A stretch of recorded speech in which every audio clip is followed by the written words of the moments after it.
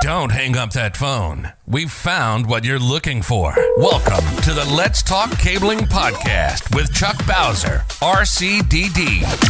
Well, seeing how we're pulling Category 6A, the most powerful twisted pair in the world, you gotta ask yourself this one question. Did I pull 295 or 300 feet? Well, do you feel lucky? Do you, punk? What exactly does RCDD stand for? Registered Communications Distribution Designer. Just the expert you need to ensure your cable plant performs exactly as designed. The elite professional, knowledgeable, and experienced in leading-edge ICT design principles. Now, send the new guy to the truck for a bucket of dial tone and the cable stretchers, while you listen to an informative program on telecommunications. Thursday night, 6 p.m.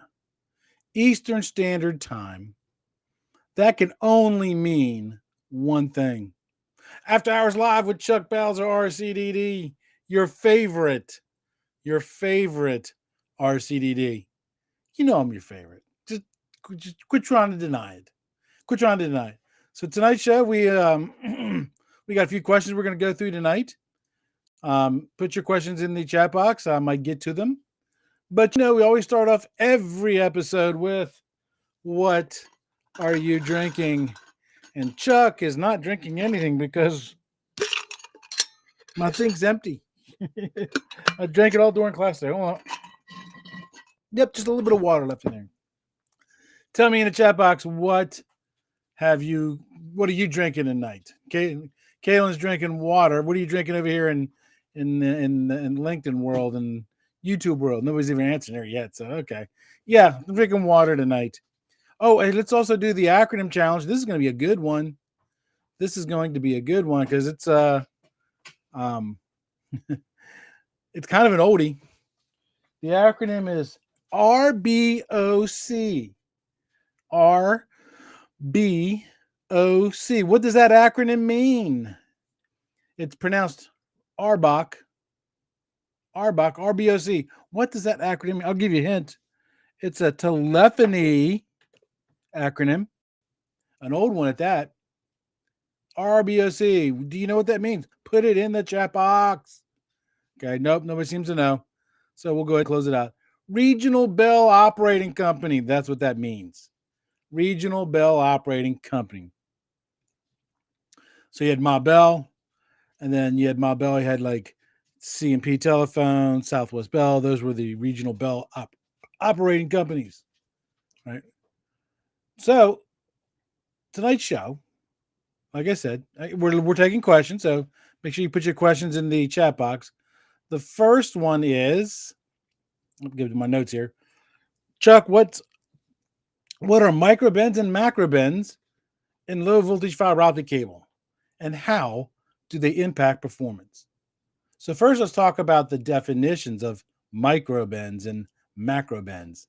So a microbend is going to be a small microscopic deviation or deformity, right? It's on the core. It can happen during manufacturing. It can also happen during mechanical stress, for example, like pulling. Typically, though, microbends are not visible to the naked eye. Then you have macrobends. These are larger bends or curves in fiber optic cable that have a greater radius when you've exceeded the bend radius. And they are visible, and they occur when the cable is bent beyond its design specifications. When you look at fiber optic cabling, there's a couple different numbers that you need to know. When you're pulling fiber optic cable, you don't want to exceed 20 times the outside diameter while you're pulling it. When it's at rest, just laying in the tray, that's going to be 10 times the diameter. The reason it's smaller when it's just laying in the trays because it's not under stress. So what does microbends and macrobends, how do they impact performance, right? Well, they cause light loss. That's the simple thing. Light loss basically equates to attenuation within the fiber, right? Attenuation within the fiber. And macrobends result in significant light loss. Now, here's the thing. Because fiber operates at wavelengths that we don't see with the human eye, you don't see it. The only way you can see it is to put a VFL on it, a visual fault locator. Somebody says wrap it around the pencil if it's too hot. There you go. There you go. Well, actually, there is a thing called a mandrel. For some of your older multi-mode fiber, you had to strip out the high order modes to get more consistent results when you're testing it. So it was a wooden spool that you would wrap 5 times over, non-overlapping on the transmit side. So you're not too far off fiber flipper. So let's talk about the causes and the preventions for microbends and macrobends. So microbends, poor handling during the installation. You pulled on it too hard. You over tightened your tie wraps and your cable comes. Those can all lead to microbends. There's some manufacturing things that can cause it too, but you can't really control manufacturing other than buy from a reputable manufacturer, right? So we'll just stick with that. Macrobends is typically what most people run into. Again, you've exceeded your bend radiuses. You didn't follow the 20x or the 10x rule that I talked about. So what you do to prevent that is make sure you don't exceed those bend radiuses. And those bend radiuses are found in the standards. They're found in the best practice manuals. They're found in every fiber class that you can take. They're all over the place. All over the place. Now, the way that you see them is you put a VFL on it. The VFL puts a light on the fiber in the visible spectrum that the human eye can see. And if you have a macro bend, it will literally cause that fiber to glow red.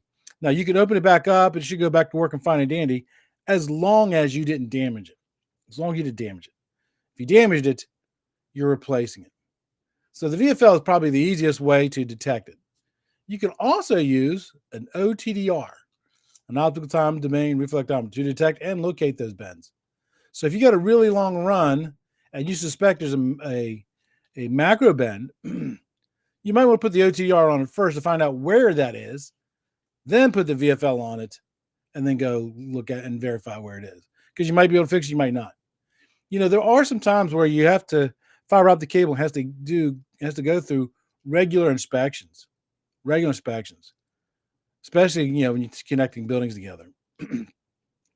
One of my customers was a building, and it was owned by a very let's just say one of the government agencies, and it had multiple fibers going into that building. We had to check the fiber every year.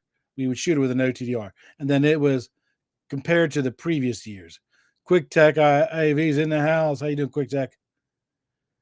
So for microbends, rerouting the cables, relieve that pressure. Make sure proper cushioning as well. And also for macrobends, just relay the cable. Again, as long as you didn't damage the cable, you should be able to fix it. The best practice, though, really for microbends and macrobends is not to do it wrong to begin with. Because when you do it wrong, you're taking the chance on damaging that fiber. And once it's damaged, it's got to be replaced. That's not cheap. It's out of cheap. So the best practice is get training on it. Pay attention to what the installation manuals say. Pay attention to the leading training organizations like BICSI or FOA. Pay attention to what they say as far as installing fiber. That way you don't have, it's better to deal with it before it becomes a problem than after it becomes a problem. Just saying. Next question is, Chuck, what should I consider when applying for a junior project manager position in low voltage cabling? Now, the person who sent me this, I actually know them. And I reached out to them, and they are currently a lead technician, and they want to climb the corporate ladder, and they want to become a project manager. They may want to go beyond that and become an estimator or maybe even area manager. But a project manager is a good step. A good project manager, you still have 1 foot in operations, 1 foot in management. So you for those people who are afraid to come out of the field, project manager is a good small step. Actually, it's a big step, but again, you're still somewhat involved in operations. So when considering about becoming a junior project manager, we need to talk about your relevant skills, your educational background, your soft skills, understanding the standards, some of the tools like project management tools, networking with people, and if you're going to be doing applying to a different company Or actually, sometimes companies make you interview for internal positions too. We need to talk about that interview process. So let's talk about experience first. Make sure that you have good technical knowledge. Make sure you understand low voltage cabling system, installation standards, and best practices. A good project manager will have respect from the crews because they understand that project manager knows what he's talking about. I can tell you right now, as an installer in the field, there have been numerous times that I've been on projects run by a project manager, and the guy had a degree in literature and knew nothing about cabling. He only got the position because he had a college degree. There's nothing wrong with college degrees. Let me put that out there right now. I've got several of them. But when you're trying to manage people, you have to have good knowledge. Because what good is it if the project manager doesn't understand the difference between multi-mode and single mode fiber, or why you would choose fiber over copper, or why you would use Velcro over tie wraps, right? You need to familiarize yourself with project management skills. And if you don't know what skills are required for project management, go on Indeed or one of the job search engines and look up project management in telecommunications and start reading job descriptions. After you read about a dozen of them, you'll start to notice similarities between all of them. And that's going to help you understand what you need to do. Because as a project manager, you're going to be jostling lots of different hats: planning, scheduling, budgeting, resource allocations, dealing with all of the stakeholders, from internal stakeholders to external stakeholders like the customer, to people who you don't even think are stakeholders, like maybe distribution, right? So a good project manager, first off, they're going to be, let's talk about the budgeting first. They're going to be tracking material budgets, labor budgets. So with budgeting, you better be familiar with labor rates, how to calculate labor rates, how to calculate margins and markup. There's a difference between margins and markup, by the way. Huge difference. Huge difference. You need to know those differences. And you have to be able to track them to tell if you're on target or not. Let's talk about scheduling. That's another place where, and these are all things that you can practice and you can take classes on, and you can read about. Scheduling is really, really important, because when your project manager is handed a project, they're going to be given a schedule. Well, the first thing to do is verify that schedule with the customer. Just make sure nothing's changed, and watch out for what I call schedule acceleration, right? Because what happens is quite often the customer will say, "Oh," and it shows up a couple of different ways. Oh, they'll say, "Well, we don't have 3 weeks to do this now. We only have 2 weeks." Well, I'm sorry, it wasn't estimated that way. Now we need to put more people on the project. How does that change the crew for as far as my hourly rates? Does my average hourly rate go up? Does it go down? Am I going to have to work overtime? Again, that all impacts that. The schedule compression, that's a big one, huge one. And what happens a lot of times too is that's not usually what happens. Usually what happens is the project manager gets assigned a project, and then now all of a sudden change orders come. They start issuing you change orders.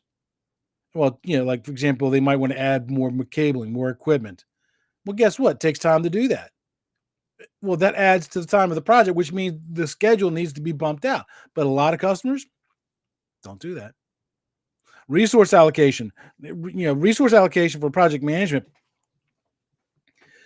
So you have to worry about resource allocation for as far as manpower, equipment, and other stuff as well. So manpower, are you going to need fiber optic technicians? Are you going to need just cable pullers? Do you need somebody like the Beard of Knowledge or Ed, the old tech guy, to come in and do the network stuff? When can they come in? What resource? This all falls on. This kind of ties in heavily with the scheduling, because the schedules will tell you, okay, you're going to pull cable from day 1 to day 15, day 15 to 21. You're terminating 21 to 27. You're testing. So on day 27, then I need to have my network guys come in, start placing the equipment. And that resource allocation has to be bounced against schedules by other trades, especially if it's new construction. So for example, You can't build out the closet if the walls aren't there yet. You can't build out the closet if the walls haven't been painted yet. Because if you start building out telecom rooms before the walls painted, they're going to get paint all over your stuff. They're going to be all over your stuff. Hey, the Beard of Knowledge is in the house. Hello, Beard of Knowledge. How you doing, my friend?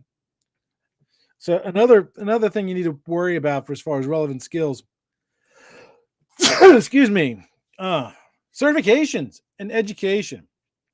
Run the cable and configure the network. There you go. Well, a lot of people, what they'll do is, if they're smart, they will, there's a term for it, and the term's escaping my head at the moment, where they will fire up the equipment back at the office and let it burn in time. That's what it is, burn in time. And they'll do a schedule. So that way, when they hit the site with equipment, it's already been burned in. The software's already been loaded. It's literally just a matter of plug it in, power it up, hook it to the network, boom, off and running. That falls under scheduling.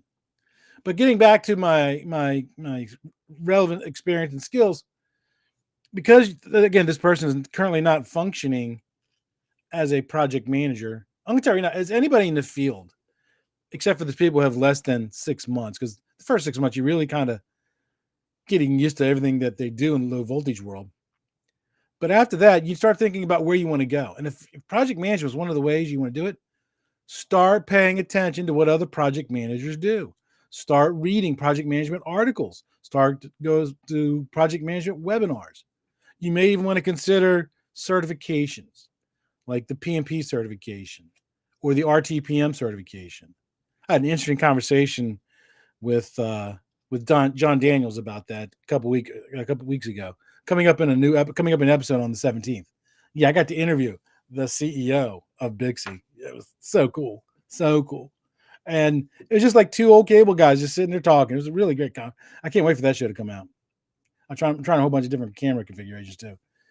So yeah, get to some of your local colleges also, your community colleges offer project management classes. Don't wait until you're a project manager to start learning project management skills. You can learn them now. You don't have to wait. And what will happen is your company will notice that, and they might even help you with that when they realize, hey, this guy's really investing in his career. That kind of falls back with the educational background because, I mentioned the one project manager I worked for had a degree in literature. It had absolutely no relevancy with what we did. But if they have a degree in electrical engineering, or how about like the Beard of Knowledge, information technology, or some other type of related field, that could be very advantageous. So if you've already got those kinds of degrees or that kind of education, that's a fast track for becoming a project manager and coming out of the field. You also need to make sure that you are always educating yourself. Always educating yourself. Okay, I already mentioned a few methods already. Taking classes, webinars, stuff like that. There's some other ones too, but we'll talk about those when we get to them. The next major area that you really need to pay attention to, and this is the one that you can do while you're still working as a lead project foreman, that doesn't cost you any money.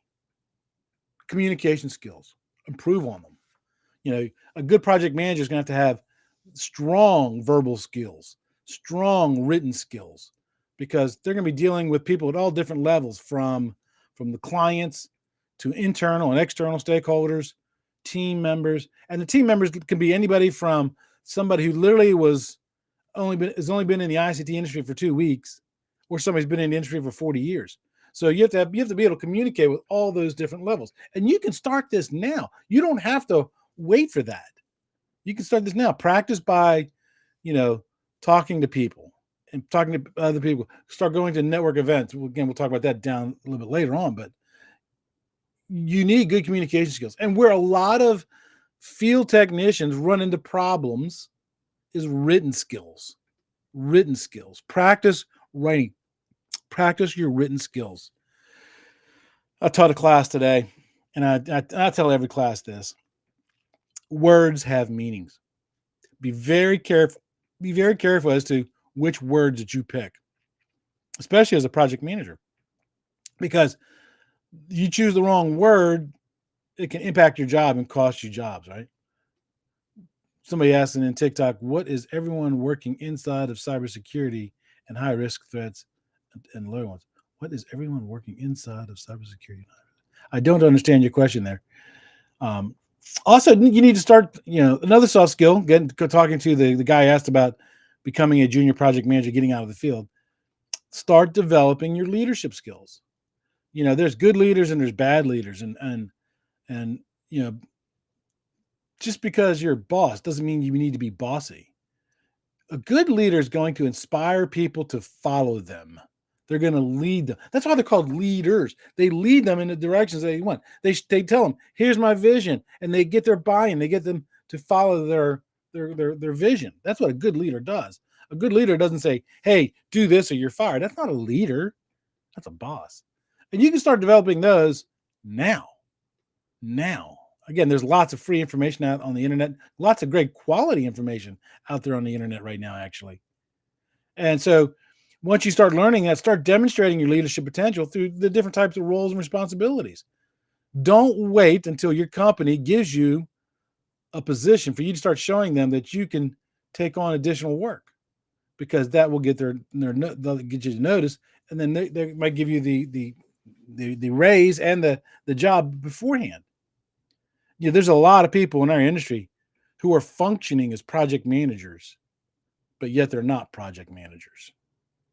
What I mean by that is we're horrible at hiring people or promoting people and say, "You're the project manager," but yet, because they just want to give them a title so they can justify a pay raise, but they're really not tracking the budgets, the schedule. They're not doing risk management. They're not really project managers. Our industry is horrible about that. Absolutely horrible. Another soft skill, and this is the last soft skill before we move on, is problem solving. How can you fix things? And I'm not, when I say problem solving, I don't necessarily mean, okay, how do I get this cable down this wall? That is an example of problem solving, obviously, but again, looking towards that position that you want of junior project manager, start thinking about, okay, well, we have X amount of days to do this. Here's the task that we got to do. Here's the issue I'm running into. What can I do to work more efficiently? What piece of equipment can I bring in that'll have very little cost to the project that will increase productivity to help us meet those goals? Help develop those solutions. That's the kind of things I'm thinking about. And you don't necessarily have to do them. You can think about them. And then maybe after the project's done, talk to the project manager, say, "Hey, look, I was just thinking, if we'd done this, this, or this, how would that have helped?" Soft skills. The next thing that you really, really, really going to want to know, especially, coming out of the field and becoming a junior project manager, is have a good, thorough understanding of the NEC, the ANSI standards, best practices, and safety protocols. You want to have a good, thorough knowledge of all of those. Again, where most people fall down is a good grasp of the NEC, the National Electrical Code, NFPA 70. Where's mine? I got mine right here. Just to show you how much of a geek I am. I've got mine. Yeah, I got it. But you don't have to go buy the book. You can actually read it for free. Go to the old Google machine and type in free NEC access, and you can read the code book. What I would do first, though, is type in NEC adoption map, because I don't remember where you said you were from. Type in NEC adoption map, find your state. There's a map of the U.S. and tells you which states follow which code books. Then once you know which version of the code book you're following, say it's the 2023, then type in free NEC access, and then you can read the 2023 code book and make sure you read it. Now, you don't want to read the whole entire code book, okay? And the code book is not written in layman's terms, but there are some sections that you might want to read and understand. For example, Article 725, 726, 770, 800, 805. And there are several others in Article 800 as well, too. Make sure you read the definition section. And there's also some things in Article 300, like 300.11, 300.7. Make sure you read those. And make sure you understand them. That's the problem. Read them and understand. You may need to read them several times. And then read the standards. Now, not everybody can go out and buy a set of standards. I get that because a set of standards is $1,500. I got that. But there's a lot of great resources out there, like Annixter and a bunch of others, that they take the standards and they boil them down into little pamphlets that you can download and read. And that gives you, while it's not perfect and it's not complete, it gets you a good understanding. And it didn't cost you anything other than a little bit of research. Best practice manuals. Make sure you know them as well. Now, those ones I do recommend you buy. The TDMM, the ITSM manual, I highly recommend those. The Pocket Field Guides, highly recommend that. Read through them because that's going to tell you, it's going to serve as a roadmap for the most efficient way to do the work. Because just because that's the way your granddad did it doesn't mean you should do it that way. Also, be knowledgeable in all the safety protocols, OSHA 10, right? And appropriate PPE. You can be dealing with general contractors. A lot of times you're going to have to sit in their safety classes. You also need to make sure that you get familiar with project management tools and software. A lot of people will track projects just with Excel spreadsheets and stuff like that. Okay, great, fine. But there are other things out there. Microsoft Project, Asana, Trello. Those help you manage those tasks and timelines and resources. A lot of those have free 30-day trials, 60-day trials. You can download them and play with them. So that way you can kind of know them a little bit. Because when you start applying for that position, whether it's internal or external, they're going to ask you about that. And start to understand how to document everything. That's you want to, the number one tip I can give you for being a project manager is get good at documenting stuff. Right? Document weekly reports. Document your budget, your costs, your schedules. Right? Request for information. Find a way to organize all that documentation so you can find stuff quickly and easily. Again, these are all stuff that you can start doing now before you become that junior project manager. And if you're applying for a junior project manager internally, your company is going to see you doing this stuff, and that's going to make it more likely that they'll pick you for that junior project manager position. Another good thing to do is to network. And by that, I mean, go to the conferences. They do regional conferences and stuff. Go to trade shows. Gray Bar Annixter, they put on stuff all the time. I forgot. I was just at who was it? Advantage up in Atlanta. They had their own little networking event. I went up there and attended that. Got to meet some people, and a lot of times it doesn't cost anything.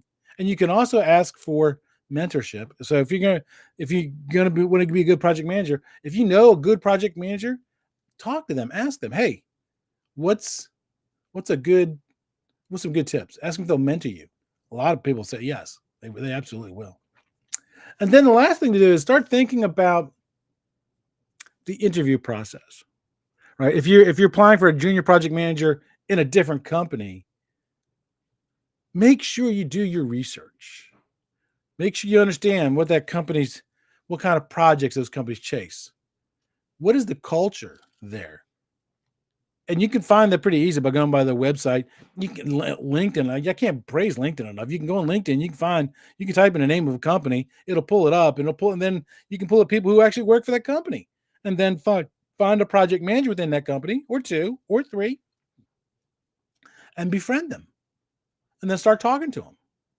And then, the thing with LinkedIn is not everybody is on LinkedIn like they are TikTok and Instagram. There's some who just have things there. Anthony's in the house. But start reaching out to project managers and start, asking them about the company. How's that company to work for? Then you need to start thinking about examples, because when you go do that interview, they're going to ask you questions about project management. So start thinking about some of your past projects, some of your past experiences. Somebody asked all chapters of the NEC. No, don't read all chapters. Don't read all of them, because they don't all apply to us. I should do a show on relevant NEC chapters. Maybe I'll do that next Thursday. Next Thursday's live stream. I'm going to write that down. Next Thursday live stream. Relevant NEC sections. I'm writing it down. Relevant NEC sections. I'm writing it down. Okay. There we go. Because it changes. Depends on which one it is. So start thinking about how you had some hurdles you had, how you overcame relating to project management. How you start thinking some examples of how to lead, how you led teams, how you solve problems, because those are going to be the kinds of questions they're going to ask you. So what you need to do is, if you think about it ahead of time, when you're sitting in front of the person and they ask you, that's going to help you respond to that question quicker, more fluidly, and it's going to help you sound more experienced, right? And then also remember, the interview process is a two-way street. Yeah, exactly. 6:30. It's time to stop the live stream. You can ask them questions as well. You absolutely can ask them questions. Ask them about their project management processes. How do they handle change orders? What all duties does the project manager do? Is how's the company set up? Is there an estimator who estimates the project and then it transfers to operations to the project manager, or does the project manager have to estimate and project manage? Don't be afraid to ask those questions. Don't be afraid to ask questions about, team dynamics. What kind of crews do they have? And most importantly, ask them, what is the expectations for that role, for that junior project manager position? What expectations do they have for that? And a good way to phrase that would be, what skills or talents would you expect to see in somebody who's successful in that junior project manager position? Let them answer that. And as they're answering, start thinking in the background of your head how you can use that and incorporate that in your conversations. I actually have one more question about best methods for dressing patch panels, but we're already at 6:31, so I can't answer that tonight because that's going to be a good 5 or 10 minute question, 5 or 10 minute answer there. So I'm going to go ahead and cut this short here, but next Thursday, I'm going to do relevant NEC sections to the low voltage install. That's a great show. Next Thursday night, that's what's going to be. All right. Oh, I didn't check my chat. So let me go flip over to the chat, see who all's saying hi here. I'm sorry, I totally forgot that. I'm sorry. RTPM, the next step after RCDD. If you're going to become a project manager, yes, I would. Absolutely. It's a great certification to have. I know there's a DC and an OSP also. Yes, there is. Absolutely. The DC, the data center design certification, data center design. Can't think what the other C is top of my head. It's a hard certification. Absolutely hard certification. Free seminars online and in person. That comes from Jason. Jane is in the house. Soft skills. Everyone laughs when I talk about this. Yeah, I get it. I truly get that. Problem solving. Be calm, cool, and collected. Oh my gosh. That is it right there. Right there. Spot on, Jane. Spot on. Don't let them see you sweat. When I teach classes all the time, people say, man, you're so good at that. They don't see the butterflies in my stomach and me getting all nervous because I'm good at hiding it. I'm very good at hiding it, right? And let me see. And the CEC, us north of the border. Very good. Yep. All righty, everybody. It is past 6:30, 6:33. I got to eat dinner and get ready for the RCD study group tonight. So tonight I'm teaching that class. So gonna have to cut this a little short. So until next time, everybody, remember, knowledge is power.